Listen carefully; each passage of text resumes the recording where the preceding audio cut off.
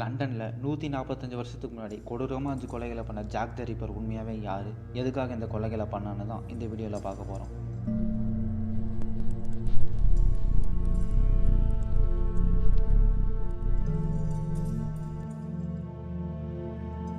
லண்டனில் இருக்க ஒரு ஏரியா தான் ஒயிட் சாப்பல். இந்த ஏரியாவில் மக்கள் தொகை அதிகம்ன்றதுனால இங்கே பலருக்கு வேலை இல்லாமல் இருந்துச்சு. கொள்ளை, திருட்டுன்னு சின்ன சின்ன கிரைம் நடந்துட்டு இருந்துச்சு அந்த ஒரு நாள் முன்னாடி வரைக்கும். ஆகஸ்ட் 31, 1888 பக்ஸ்டோ ஸ்ட்ரீட்டில் காலையில் ஒருத்தர் நடந்து போயிட்டுருக்கப்போ சைடில் ஒரு விஷயத்த பார்க்குறாரு. பார்த்து பயந்து போய் போலீஸுக்கு கால் பண்ணுறாரு. வந்து பார்த்தா போலீஸ்க்கும் பயங்கரமான அதிர்ச்சி. அவங்க பார்த்தது ஒரு பொண்ணோட டெட் பாடி. கழுத்து வெட்டப்பட்டு உடல் வெட்டி உள்ளே இருக்க உறுப்பு கிட்னி, லிவர்னு எடுக்கப்பட்டிருந்துச்சு. விசாரித்ததில் அந்த லேடியோட பேர் மேரி ஆன் நிக்கோல்ஸ்ன்றதையும் இவங்க ஒரு ப்ராஸ்டிடியூட்னு தெரிய வந்தது. உறுப்புகளை காசுக்காக விற்கிறதுக்கு தான் ஒயிட் சாப்பல் ஏரியாவில் இருக்கிற யாரோ இதை கொலையாக பண்ணிட்டாங்கன்னு போலீஸ் உட்பட எல்லாரும் நினச்சாங்க. இன்வெஸ்டிகேஷன் தீவிரமாக போயிட்டு இருந்துச்சு. முதல் கொலை நடந்து 8வது நாள் செப்டம்பர் 8, 1888 காலையில் போலீஸ்க்கு ஒரு கால் வருது. நேரில் போய் பார்த்தா ஒரு வாரத்துக்கு முன்னாடி எந்த கொடூரத்தை பார்த்தாங்களோ எக்ஸாக்டாக அதே மாதிரி ஒரு டெட் பாடி பார்க்குறாங்க. இப்போ கொலை செய்யப்பட்டிருந்ததும் ஒரு பெண்ணும் இவங்க பேர் ஆனினும் தெரிஞ்சுக்கிறாங்க.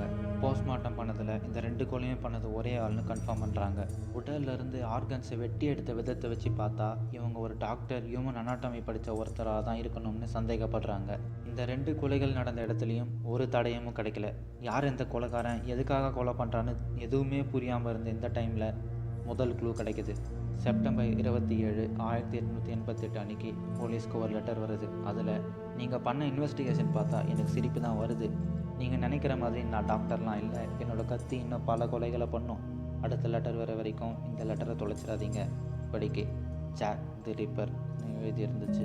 இந்த லெட்டர் யார்கிட்ட இருந்து எங்கேருந்து வந்துச்சுன்னு கண்டுபிடிக்கவே முடியலை. இந்த லெட்டர் வந்து 3வது நாள் செப்டம்பர் 30 நைட்டு 1 மணிக்கு இன்னொரு டெட் பாடி கண்டுபிடிக்கிறாங்க.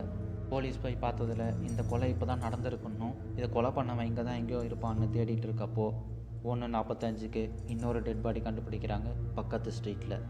முதல்ல இறந்து போன 2 பேர் மாதிரியும் இந்த 2 பேரும் பெண்கள் தான்.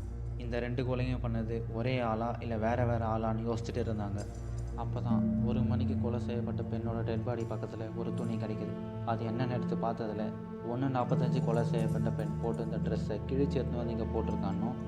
ஸோ இந்த கொலைகளை பண்ணது ஒரே ஆள்னு கண்டுபிடிக்கிறாங்க. அக்டோபர் 1, அதாவது இந்த 2 கொலைகளும் நடந்த அடுத்த நாள் போலீஸ்க்கு இன்னொரு லெட்டர் வருது. அந்த லெட்டரில் இந்த 2 கொலைகளையும் பண்ணது நான் தான், ஃபஸ்ட் அனுப்பின லெட்டரை தொலைக்காமல் வச்சிருந்ததுக்கு நன்றி அப்படின்னு எழுதியிருந்துச்சு. ஒயிட் சாப்பல் ஏரியாவில் இருக்க எல்லா வீட்டையும் தேடி பார்த்தா ஜாக் த ரிப்பர் பற்றி ஏதாச்சும் க்ளூ கிடைக்கும்னு நினச்சாங்க.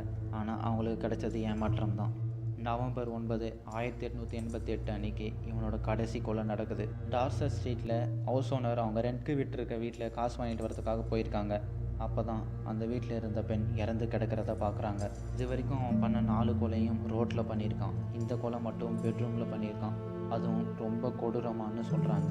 எந்த அளவுக்கு கொடூரமானா உடம்புல இருக்க தோலை மட்டும் உரிச்சு எடுத்திருக்கான். அகைன் இங்கேயும் ஒரு எவிடன்ஸும் கிடைக்கல. இந்த நியூஸ் பயங்கரமாக பரவி மக்கள் எல்லாரும் பயத்தில் இருக்காங்க. போலீஸ் நிறைய பேர் மேலே சந்தேகப்படுறாங்க. ஆனால் எவிடன்ஸ் எதுவுமே கிடைக்காததுனால அவங்களால எதுவுமே பண்ண முடியலை. 135 வருஷத்துக்கு அப்புறம் 2014 தான் கொலை நடந்த இடத்துல ஒரு துணி கிழிச்சு எடுத்து வந்து போட்டது தான் அப்படின்னு சொன்னேன்ல. அதில் இருந்த டிஎன்ஏவும் ஆரான் காஸ்மின்ஸ்கின்றவரோட டிஎன்ஏவும் மேட்ச் ஆகிறத 135 வருஷத்துக்கு அப்புறம் 2014 தான் கண்டுபிடிக்கிறாங்க. டிஎன்ஏ மேட்ச் ஆனாலும் இவர் தான் கொலை பண்ணாருன்னு வேறு எந்த ஆதாரமும் இல்லாததுனால இன்னும் மர்மமாகவே தான் இருக்குது. யார் அந்த ஜாக் த ரிப்பர்?